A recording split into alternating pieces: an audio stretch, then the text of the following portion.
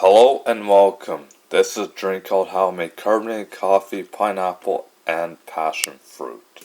First thing you gotta do is open up this can of carbonated water, pineapple, and passion fruit and pour it into this mug. And then after that, get the carafe coffee and pour it into this mug. Gotta let it settle, or otherwise we can get a spoon to taste it.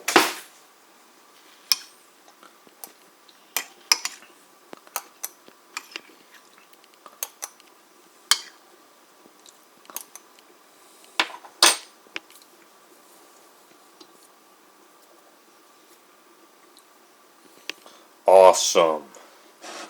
Then after that, you can pour in a little more.